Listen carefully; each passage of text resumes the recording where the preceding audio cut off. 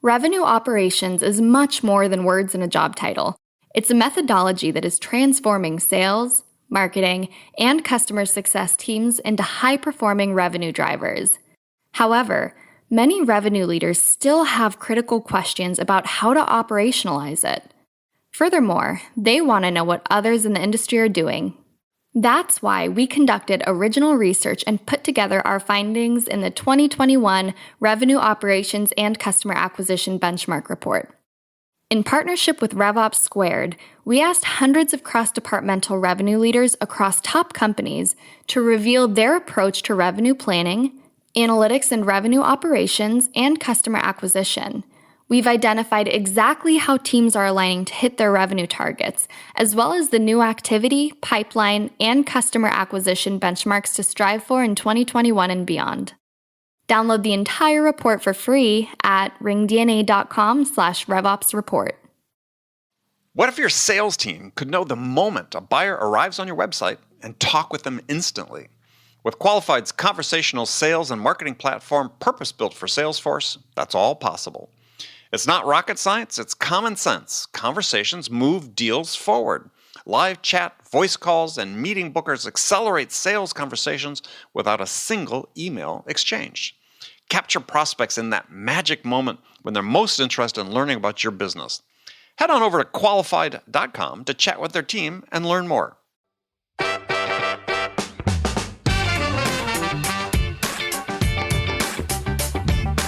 The first piece of advice that I would share is don't quit until you, I mean, this is probably obvious, but you should have some landing pad, some place to go to before you leave your current role, if at all possible.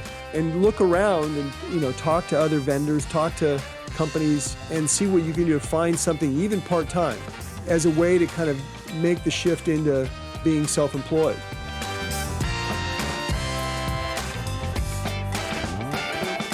Hi, friends. Welcome to the Sales Enablement Podcast. I'm your host, Andy Paul. That was Brendan McAdams. Brendan's the co-founder of Expertscape and managing director of Kiinetics. And in today's conversation, Brendan and I dig deep into the topic of the changing nature of how salespeople are employed. In short, we explore the question, are we approaching a time when most sellers will not be employed as full-time employees of the companies whose products they sell? In other words, will future sales employment look more like gig work?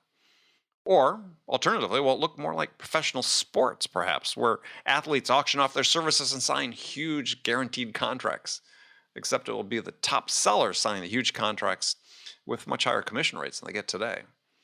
We'll also dive into what the implications will be for sales leaders and organizations of hiring increasing numbers of gig-based sellers, because this is a trend that is happening. So all this and much, much more. But before we get to Brendan, I want to remind you to subscribe to this podcast wherever you listen to it. And if you subscribe, we'd also certainly appreciate if you could give us your feedback in the form of a review. So thank you. All right, let's jump into it. All right, Brendan, welcome back to the show. Good to be here, Andy. Well, yeah, good to be here good to have you because you had some major open heart surgery. I did, yeah. So since the last time we spoke, I mean, I remember that we had talked that you were going to have surgery done, but so tell us about that. I mean, you had pretty significant work done.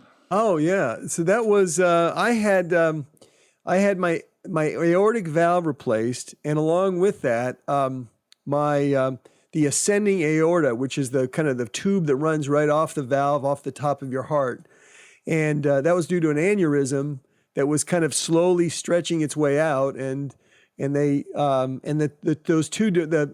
valve was failing because I have what's called a bicuspid valve. Instead of 3 leaves, I have 2. 2 leaves, and so any of your listeners have that checked out. Make sure you don't. It's a congenital. It is. Actually, I just had mine checked because my sister found out just 3 months ago that she had a bicuspid valve. So I went to my cardiologist to make sure that I did not. And actually, I had an echocardiogram and the whole thing, so I'm good.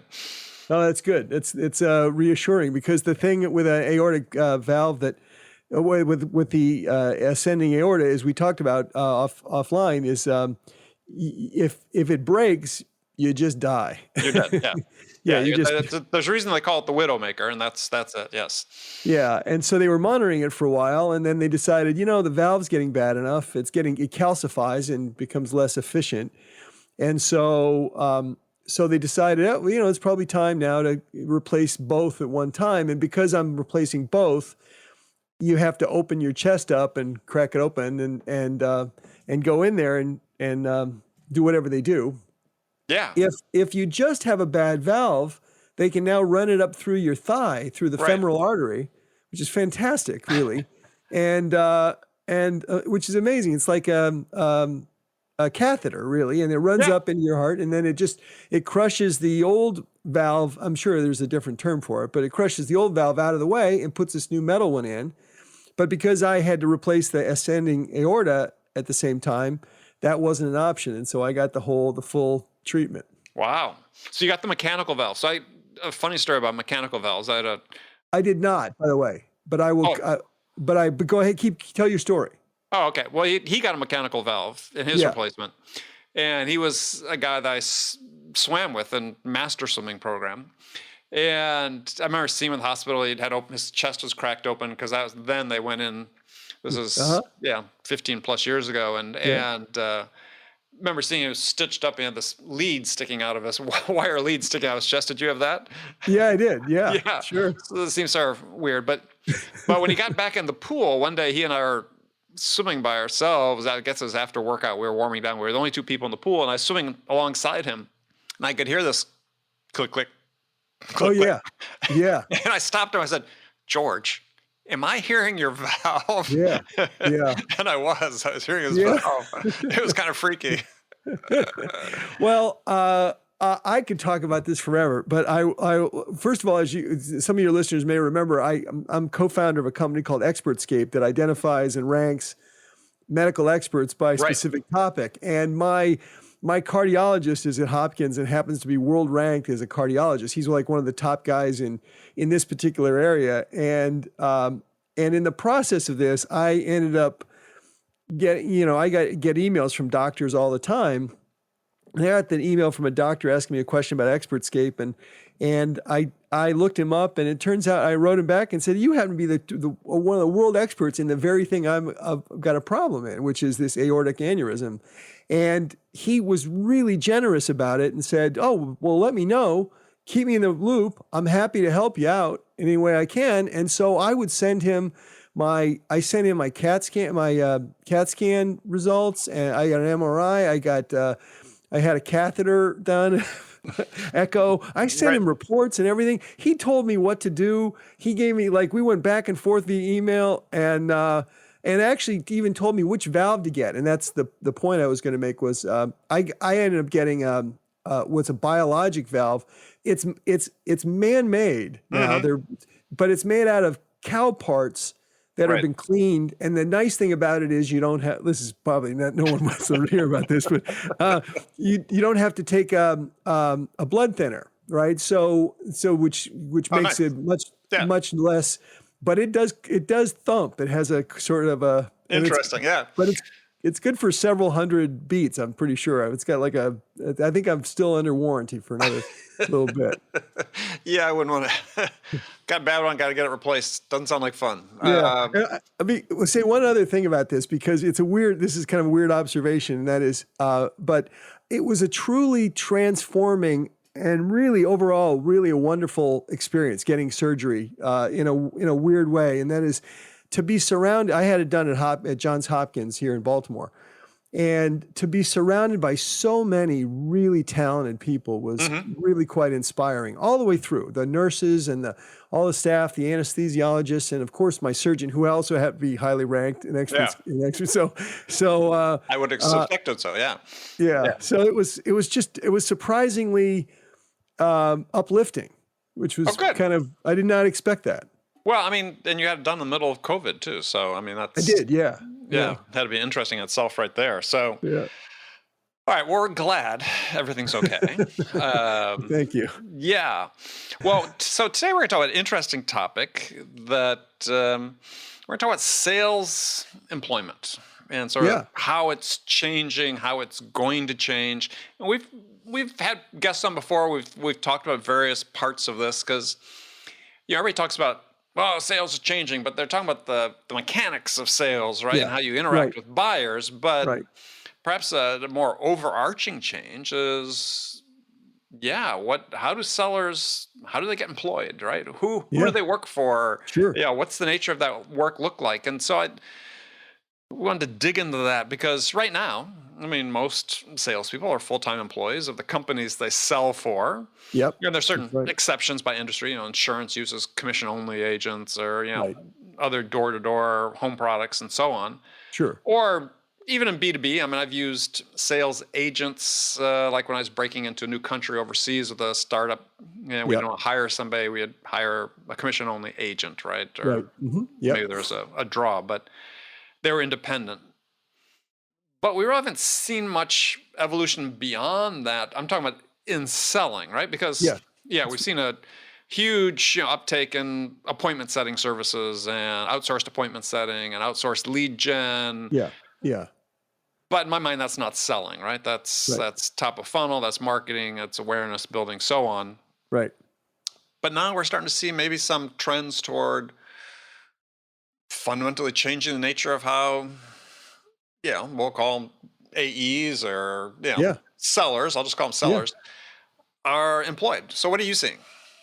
I'm seeing this whole notion of the gig economy or this freelance or this solopreneur model is it's very common in, like you've said, in other parts of the business, whether it's HR or accounting or what have you. But I'm definitely seeing an uptick and an increased likelihood that startup companies in particular, or companies that are going through some sort of a transition, growth, new product line, or what have you, will now hire people that are on a contract basis and as a freelancer. And as a frontline seller, though. As a frontline seller, right. And I think and I've been doing it for a decade. And I think that it's a pretty compelling argument for a lot of companies and also for a lot of individual salespeople. So what do you think is compelling for the company? I think that, first of all, when someone hires a freelance or an independent salesperson, they get to pick someone that they can hire for an interim period of time. They hire them and they can let them go at the drop of at very short notice. And typically the contractor, the salesperson knows this going in. They know that they're a short-term employee. They don't want to be an employee in most cases. And the consequence of that is that when the contract period ends, they leave under good terms. Everything comes back. They're quite happy to transition things back, and they get, so that's one advantage. They can typically get someone who's experienced. Let's say you're a company, and what is the circumstance you'd want to hire somebody for a short term? Bring in someone that, and we'll get to how you qualify whether they're the right person or not. But I mean, what's the driving factor? Say, look, we could be undergoing a change. Maybe we're going into a new market segment. We need to bring some bodies to bear. Yep. So at that point, you're saying, look, I'm going to hire somebody who's got some what, right? Industry experience, or people with track record, regardless of industry. What am I really looking for at that point? Well, the circumstances may change or be dependent upon the circumstances who you look for. But a good example would be in healthcare. There are a lot of companies that go and build a tool, build some sort of a solution for healthcare, and then don't really know how to sell into healthcare because of the payment, the reimbursement models that are there. Healthcare is a particularly onerous example because the person that gets the service is oftentimes not the person that pays for the service. And so how do you get reimbursed, knowing just how to navigate that, who to sell to? It helps to find someone from who has some experience in that market. and typically you might even hire somebody experienced to get a team up and running and kind of transfer that knowledge over to someone who is an employee. And so it makes a ton of sense to hire someone for a part-time basis for 30, 60, 90 days to help ramp up sales. If you've got a new product, in some cases you have someone leave. If you have somebody leave in short order, I mean, in certain niches, certain markets, you could hire someone from outside who knows the market and can get up to speed rather quickly and can kind of keep the wheels in the wagon, so to speak, for a period of time until you hire and backfill one or more positions. But you don't think so? I just want to move somebody over internally that they already had on staff to do that, or? Well, it depends on how much staff they have. If it's a big company, if it's IBM or Salesforce or someone like that, they have people that they can point around. If it's a 6 or 10 or 20 person company, they may not. So it's going to depend upon the size. Yeah, I mean, and that's certainly one example, right? I mean, yeah. But I'm also seeing examples, admittedly a small sample size at this point, but also seeing examples with more established, bigger companies that have top performers, where the top performers are saying, this relationship we have, is small. I'm producing, but it's more slanted in your favor than mine. I think needs to be structured differly. Are you seeing that as well? Oh yeah, I think there are a lot of advantages for good salespeople. I have this belief that, like it or not, there is a migration towards this an expert economy, and people that are really good at what they do are gonna do fine as the economy moves forward. And so if you're good at sales, then you have a lot more flexibility, maneuverability. If you're self-employed, and there will be people without doubt who will need your services. And I think that gives you the ability you have a lot more control over your own destiny in terms of territory, in terms of product line, in terms of workload, what have you. Mm-hmm. So you're painting a picture, which I happen to agree. I think we're tending toward. Yeah. Because I think sellers would want to as well, especially those at the, sort of the top of the game that can, have demonstrated track records and capabilities and so on. I mean, they can command more for their services than they get as an employee. Yeah. Right? Is that they can say, look, the value I'm creating for you as an enterprise is X, and you are going to pay me 1% of X before, and I can deliver this X, but it's going to cost you 10% of that. Exactly, and you get the benefit of being your own business too. So there are all the benefits that come with being self-employed, and the disadvantages that come with being self-employed are there for you. In terms of savings plans and things like that. But on the downside, one of the real negatives that I talk about a lot is healthcare. I mean, if you're self-employed and you're 45 or 50 years old with a family, you're probably out of the gate looking at a $35,000 or $45,000 a year in terms of healthcare expense.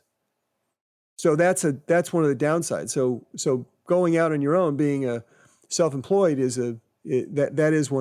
that's one of the negatives. Yeah. Okay. Well, so let's start back at the top. So let's say you're a company, you're looking at could be a new campaign, it could be a new product, it could be you're just new in general. So you bring in people. You're generally going to bring in people that, again, you think are top performers. I think this flexibility is, at least initially, is just going to be more about that category of people. Which can be fairly broad. I mean, it's not the top 2%. It could be the top 20% or more. Right. So as a company, you start to think, well, the temptation is could be to say, well, look, I'm going to hire this type of expertise for the really tough accounts, or the ones that have the biggest accounts. And then you got people that have as employees that look at that and say, well, what's my motivation to really work hard here? Because there's no path forward, because all the good stuff gets given to outsiders. Yeah, yeah. I guess it depends how that breaks down, but there are there are ways to certainly make that work. I haven't run into a lot of that simply because in a lot of cases the people that are employed as salespeople Mm-hmm. want to be employed as salespeople as opposed to being a contractor or Contractor. independent. Right. It's definitely a mind shift. You got to decide you want to do something because there is, I would argue it's not as real, it's more imagined than real, but there's imagined job security as an employee that doesn't exist when you're a self-employed. Yeah, I think it sort of depends by some of these regulations, varies state to state. I think Yeah. I was trying to think. I remember in California, I think if you're, yeah, they have sort of these what constitutes an employee, and some of it is, I don't know if it's percentage of work or where the locus of control sits, right? Yeah. Yeah. Well, If somebody's dictating your activity and what you do, yeah. then you're basically an employee, even if you're signed as a contractor. Yeah. Yeah. Um, but it does bring up this sort of interesting idea, if you sort of think about it, sort of looking forward, Yeah. is, as a company, you could, let's say you're a startup, you could say, look, why would we employ any salespeople, right? Right. If there's this talent pool that's out there, Yeah. yeah, I'm happy to have these people as 1099s. It might cost me a little bit more, but yeah, I do have the flexibility. If things go south, I can terminate more quickly. That's one. I don't have health care. I don't have office expense, which may be less of a concern post-pandemic if they're Yeah. not using office space. But it certainly gives you more flexibility in terms of where you recruit talent, Yeah. which is sort of an effect of the pandemic as well, as companies are looking more broadly at talent and from a geographic standpoint. But Yeah. there's certain benefits. You could say, well, why ever have employed salespeople? Yeah. I think there are advantages to both. But there are if you're a virtual company, you can literally have no employees or just a figurehead, a CEO, and then everything else is outsourced to various departments, and the entire sales organization can be outsourced to an organization that just focuses on sales, and then they're compensated based on a percentage of some sort of a retainer perhaps, or entirely based on performance, or they get an equity stake in the company. All those things are out there. There are examples of all those instances now. The question is more of a philosophical one, I think, or a strategic one, I guess, and that is how much of your secret sauce needs to stay within the confines of the company in a way, and how much can you do a better job internally than you can externally. When you're a startup, early stage, you may want to have fractional salespeople, and in which case that may be more cost effective. It may be that you don't need a full-time salesperson, or in my line of work now, I'm actually talking to founders and telling them that they don't want to hire they shouldn't hire salespeople until they themselves have made sales for the company themselves. Right. And there are a lot of good reasons for that too. Sure. So, but then at some point they make enough sales, and it may very well make sense to bring someone on a contract basis, or bring a couple people on as a contract basis, and then convert them to employees, or just have them in place, knowing that they're going to at some point ramp up enough and scale to the point where they need to replace contractors with full-time employees, and then at that point. But why would they do that if the contractor's doing great, right? I mean, exactly. Because Exactly. the temptation is, you and I have worked in enough companies ourselves to know that, the higher ups hate writing big checks to sellers, and so if they had a contractor that was making big bucks, they'd say, well, certainly we can do this less expensively, bringing this in-house. Yeah. And it's always self-defeating behavior, but it is fairly traditional among corporate management, is everybody hates to pay sales what they're worth. So right. I think the dynamics change if you have this more fluid base of sellers out there that are Yeah. selling their services based on the value they can provide, Yeah. I think it changes the game quite a bit. I mean, I think the ramifications can be fairly substantial. And as I said, there's a small segment of sellers I know who are doing this today, Yeah. redefining this relationship. And I think let's start at the top, because I think there's really a shortage of people who are really quite good, who are Yeah. demonstrably good. Yeah. I think that's where it starts, right? I mean, Right. I've often joked I thought my next career would be as a talent agent for top sellers. Yeah. Yeah. I mean, there's definitely someone needs to aggregate that, and ultimately grow that. And you do that through this podcast. I mean, people end up listening to podcasts, end up getting to be better. Well, at least they should be getting better at their jobs. And so, why not? Yeah, why not? Yeah, well, I mean, it's you think about the mindsets that have to shift, right? I mean, let's just start on the employer side. Is that they have to be comfortable that, to your point, is that, well, sort of the secret sauce can come and go. But the fact is, you look at turnover rates among sellers anyway, it comes and goes regardless, right? Yeah, because of the policies you have in place, or your management team, or lack of product market fit, whatever. Right. Who stays in sales more than a couple of years, right? Yeah. And actually, we know that, sort of in the tech industry, the average tenure of CROs is 18 months. So you got to figure the sellers themselves map somewhat to that. Yeah. Yeah, it's coming and going anyway. So this whole idea that you build up this culture and this practice, sort of illusory for most companies, at least unless those that become big, like Salesforce and so on. But for the bulk of the companies out there, that just doesn't happen. So why not default to trying to find the best people? And this is the thing, I think, where the mindset shift comes in, is that lots of companies say they want to hire the best people, but they really want to hire on the cheap. Yeah. Yeah. This is really, it really is a bit of a mind shift, because this notion of, job security being in sales is, well, I don't think it's real in most cases.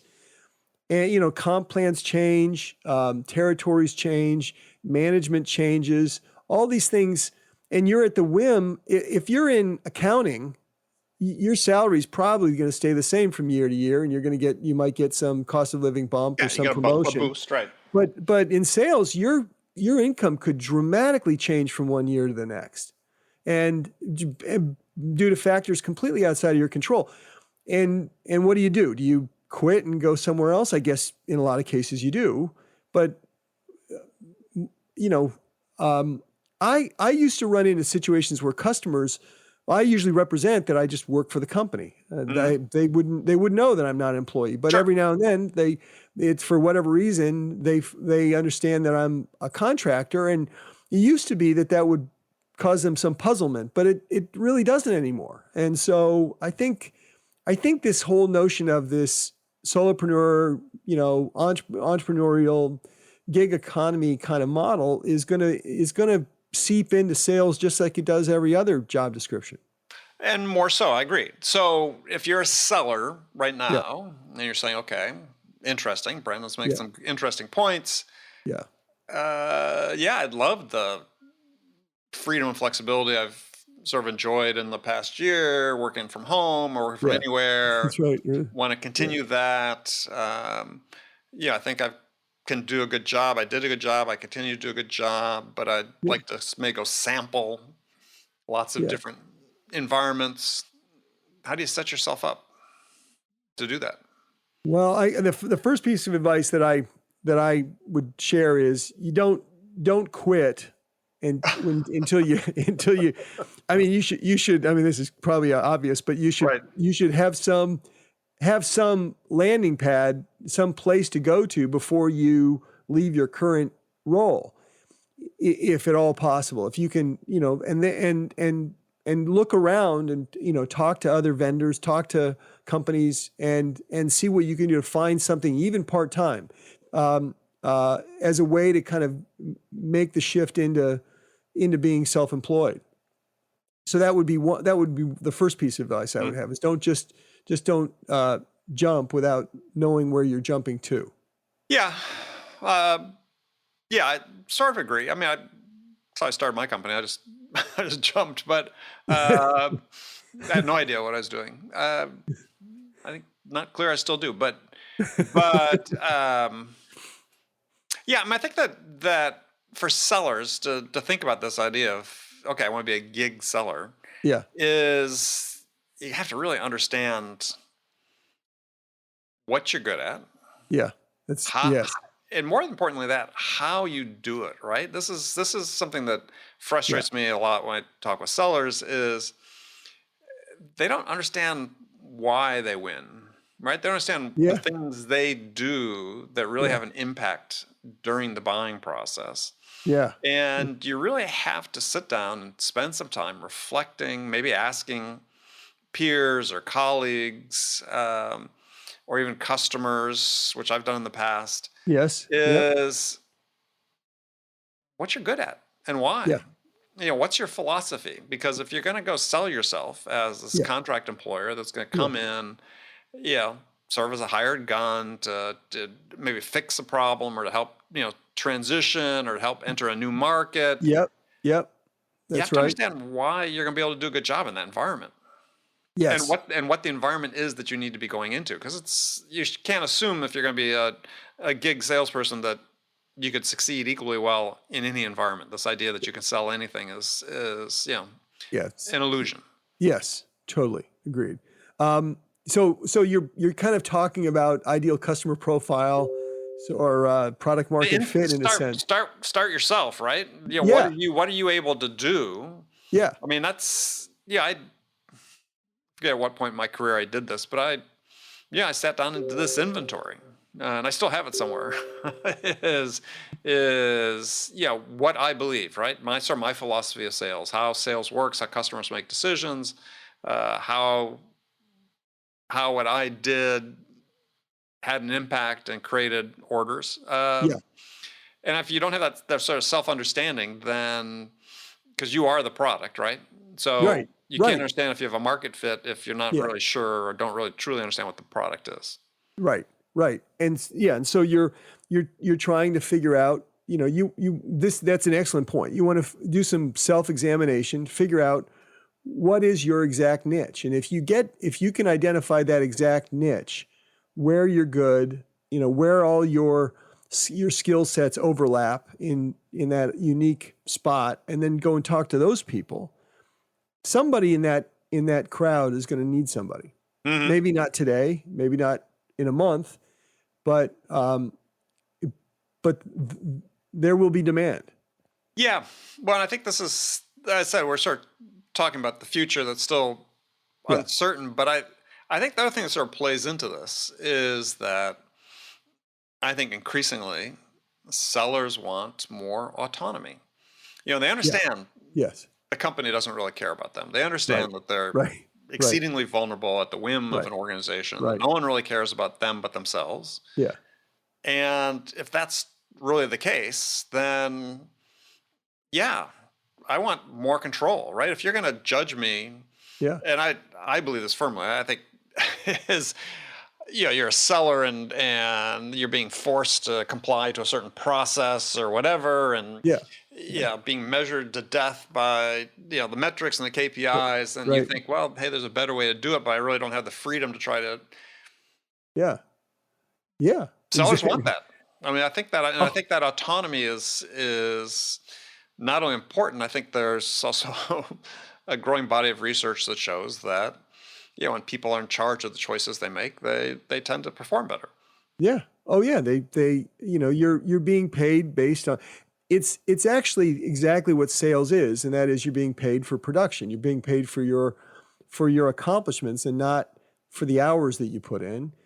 And I think there are tremendous benefits for sellers that can kind of make this transition.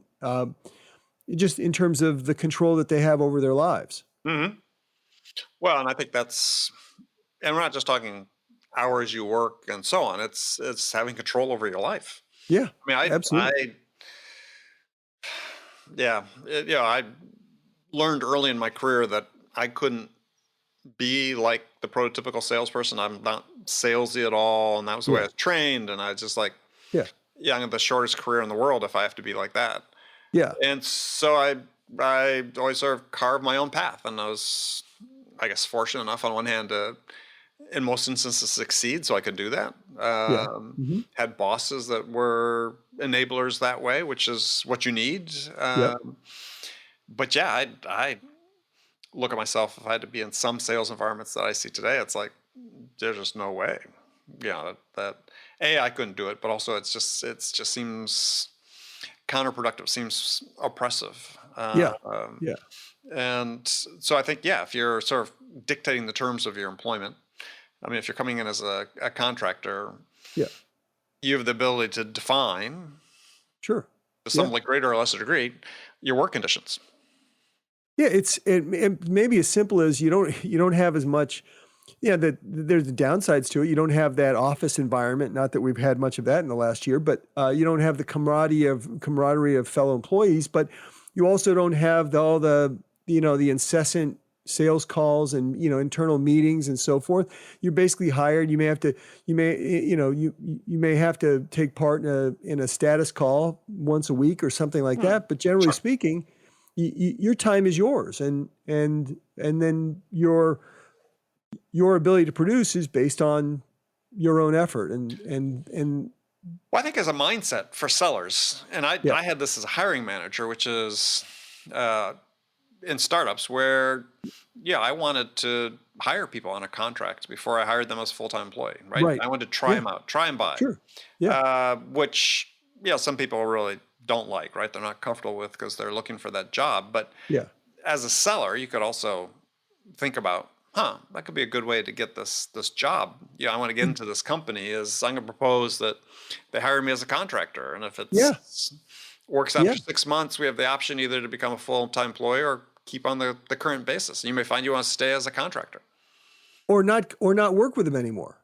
Or not work with them anymore. Yeah. I mean, there are definitely situations where I've worked for customers, and after the 90-day engagement, the initial engagement, I've said, all right, this is good. Thanks. This has been great and appreciate it. Here's all your information. Here's your lead lists and blah, blah, blah. Well, so tell us, what did you do? What were you able to get accomplished within 90 days that you got paid for? I presume in 90 days, you're probably getting paid a fee as opposed to a fee plus commission. Yeah, I would argue. So that's part of what I talk about is the importance of how you structure that relationship. I mean, that contract with the company, and I insist on a retainer plus some sort of compensation for upside. Right. And the retainer has at least I'm sure you'll agree with this sort of logic, but just being an avid listener, but it does at least a couple things. One, it focuses the mind for the customer, and that is your client, employee, right? I mean, they end up investing in you because they're paying money to get you up to speed and do well. Number one, and so it's invaluable to them to pay a retainer, and secondly, because for commission only deals, you could do an infinite number of them. Everyone will hire you on a commission only basis. Everybody will. If they don't pay you, they'll definitely hire you to do work, right? And the other reason is if you're a salesperson, a professional salesperson, you will inevitably get hired in. You get drawn into all sorts of other aspects of the company, and they will proceed to use you for all sorts of marketing and messaging and other you become a consultant. And in fact, in at least a couple of my engagements, more than a couple, I've ended up becoming a kind of a fractional chief revenue officer. Right. Where I have the whole sales team reports to me, and I've got and I'm So you need to have some sort of a retainer in place to cover for those events, because all of a sudden you're not doing just sales, you're doing you're doing strategy and marketing and all, so which is fun. It's engaging, and it's more. It uses the brain in a different way, but you need to get reimbursed for that. Yeah, and I'm with you. I mean, spent years doing fractional VP work for CRO work for the most part. But even those environments, sometimes I was going in as the first person, right? The only seller in the company. But yeah, I always insisted on a retainer because, first of all, I had no idea about the product, whether the product worked or not. I could talk, and I always did. I'd always talk to a couple of customers and so on, do due diligence. But we all know how that goes in terms of the names of people you're talking to and the like. So that can all be set up ahead of time. Sure. So yeah, if you're going to do this, retainer basis is, you got to have a retainer. And I think the other thing, be careful about at least from my experience, about the incentive portion of it, because generally for the first 90 days, maybe even 180 days, you may find there's just not much there, right? It really it depends on the product. Despite what they told you. Right. Yeah, and in fact, that is one of the things that this is the classic, problem that salespeople come in. They get enticed to come in. Oh, we've got this pipeline. Here it is. We've got this backlog of customers that you would be assigned, and then you get on board, and it's some report. It's not there, and so when you go in as a contractor, you pretty much have to go in assuming that most, if not, it's just not there, and so you're in a developmental role, and if you're not, and if all of a sudden something materializes, great, but assume that it doesn't. And going back to the point you made originally, at the beginning of this particular topic, it is a great way to start with a company as a contractor. Mm-hmm. And that is to go in as a contractor for 30, 60, 90 days and get a lay of the land. Right. And then decide whether or not, and then I don't think there's a stigma anymore for this. I mean, I think that this notion that salespeople are going to be at a company for 5 or 10 years I don't see it play out in real life anymore. No, and if it does, you're very fortunate, or you're very tolerant as a salesperson, I think. Yeah. No, yes, I agree. I mean, it depends who you run into, right? Yeah. Right. But it's very hard to stay at a company for a long time in sales. And that's just our natural. Companies go through cycles. Maybe their technology gets tired. They don't refresh it fast enough. You're not as competitive. Sure. A number of reasons. Yeah. And I don't think people look at it as a personal failing anymore that you change between companies. Right. But I think as a seller is, if I were, at an age where I was, sort of prime sales career, and I was looking at a new job, I'd probably prefer to start as a contract seller, as a consultant, for the reasons we talked about. Sort of scope out the lay of the land, get a chance to see what's real, what's not, see what the boss is like, managers are like, find out really where you can make a contribution. Because, to your point earlier, territories could have changed, account lists could have changed. You may not be working the same people you thought. Of course, you're going to detail all that very clearly in any contract you sign, where you define the scope of the work and what your deliverables are. And that is also part of the art. If you're going to be on your own and you're selling as a contract salesperson, you got to be very explicit when you sign an agreement that you understand exactly what you're being asked to do and what the deliverables are, because A, you want to make sure you can achieve them, B, you want to get paid. So it's sort of under promise, over deliver if you can scenario. But that's the sort of trickier part, but you want to be very conservative. Absolutely. And so, you can make a proposal to a company to a hiring company and suggest some likely outcome, but you can't guarantee it because you don't really know what the company's like on the inside, and you may not know for, like you've mentioned, 30, 60, 90 days before you really know what the likelihood of success might be. Well, yeah, you think about, I think every one of us who's in sales has had the experience, perhaps those of us who've been around longer, I've had it more than once, is, within the first 2 days at a company, you're going, Yeah. Oh, yeah. this is going to be a problem. Oh, yeah. Oh, yeah. That's why I went out on my own, is because I had a couple of those in a row. And I got hired by the CEO and knew someone on the board, and still you land there and wait a minute, this is not what we bargained for at all. Well, yeah, you can't always control those things. I had one situation I went to as a vice president, general manager, where I looked at the books, right? Yeah. I had financial statements I looked at. Yeah. They weren't the real financial statements. I mean, as complete P&L and balance sheet, but it was not the one that they were operating on when I came on board. And I was like, wow, due diligence. And I've had other friends that have gone through the same thing where they've they've done incredible depths of due diligence, and it turned out it's just smoke and mirrors. So being a contractor in that case gives you a little more flexibility. Maybe you have to, you've got an out in 60, 90 days if it can't pan out.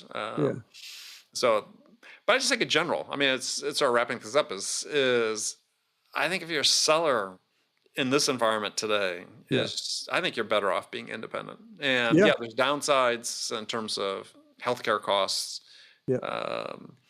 Maybe you've got a COBRA plan from previous company. You want to hang on to those, or partner or spouse has medical benefits. But that's right. Which we all do what we got to do in that regard. But I think the opportunity, if you're really confident in what you can accomplish, if you've had a good track record, you think maybe you could have done even better in different circumstances, you're prepared to bet on yourself. You like for me, when I started my own consulting company back 20 plus years ago, was about doing just sort of what you were talking about, is I wanted to experience lots of different things, right? I wanted to experience lots of different companies instead of just being at one for 5 or 10 years at a time. And you get that. So it's worth considering, because I think I'm really a big believer this is going to happen. I'm seeing the beginnings of it. We talk about happening at top of the funnel, but mid funnel, and there's even companies like Emissary, where, if you've heard of that, we've had the founder was on a few years ago, where what they do is companies can contract through Emissary for, let's say you're selling to a Fortune 500 company, Emissary creates a network of people that used to work at that company that you can hire to help sort of guide you through the sales process. Those, they weren't all sellers that are emissaries, but some are. But the nature of selling is changing, and the nature of employment. And at the end of the day, companies want results. And I think maybe hopefully one of the outgrowths of the pandemic is that companies are more flexible in terms of, I don't need to have this person actually work for me, as we just want results. Right. And one interesting point is, you don't have to have one, you can have more than one customer at the same time. And I mean, there's non-competitive, non-competitive, exactly. But complementary oftentimes. There's a kind of a switching cost that limits you. You can't do a whole bunch of them necessarily. At least I couldn't. But you could. But you can also kind of have a certain amount of insurance by having more than one customer at the same time, and that can be really attractive if you coordinate it properly. As a fractional, I had a hard time doing more than two at a time. Same here. Switching mentally. Exactly. Between them was difficult. The only thing that would be good is if they were really in dramatically different fields. So sometimes I'd have I'd actually have a B2C with a B2B. Okay. Well, B2C to B2B to C. Yeah. But yeah, so as long as they were sort of dramatically different, Yeah. could sort of do that. But if they were too close, two is sort of the limit. No, then it does get confusing. There becomes a conflict and that sort of thing. Yeah. Well, I think the other thing too for people to consider is one of the things about having control over your life in this way and working as a fractional seller or a fractional VP or director of sales, whatever, is the choice you can make about lifestyle. Right. I mean, for me, I did it almost exclusively as a lifestyle choice. Right. I'd spent the previous 15 years traveling the world incessantly and for business and 200,000-300,000 miles a year and was gone all the time and started my business to be there for my kids. So I was the dad that went to every game and every recital and theater production and so on. Yeah. And for a period of time, I wasn't trying to optimize my income. Right. I was making enough. Sure. But I didn't try to optimize it. And that gave me the flexibility to be able to do that without, working full time for a company and feeling obligated to, work 60 to 8 hours a week. And then do this for that matter, the podcast and.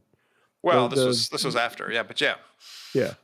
But certainly it gives you more flexibility to do things you want. Sure. So, well, I think it's we're just trying to explore ideas here today. But for people that are listening to it, it's something to consider is be open-minded, either if you're an employer about how you're going to engage salespeople, or if you're a seller, how do you really find the true worth of what of your value, right? Yeah, right. And to employers and being independent, I think is one of the best ways to do that.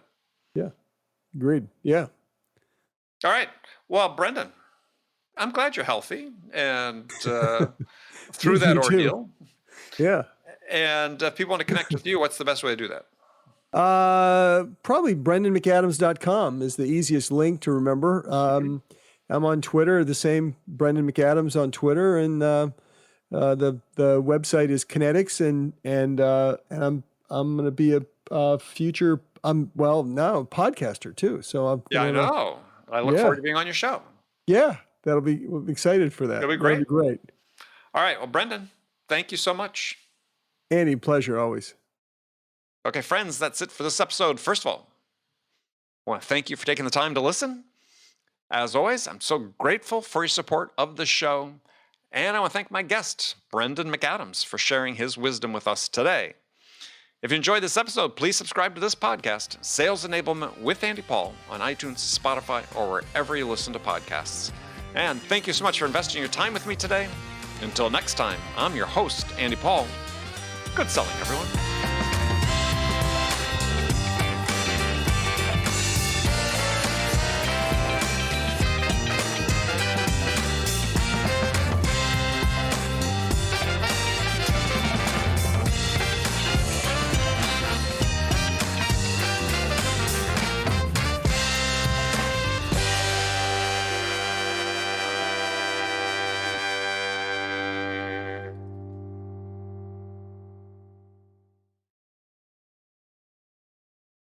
Hi, friends. I have something really exciting to share with you. We're launching a new podcast called the RevOps Podcast as part of the ringDNA podcast family. Today's leading B2B companies are embracing revenue operations as the answer to misaligned people, processes, and data that lead to recurring sales inefficiencies.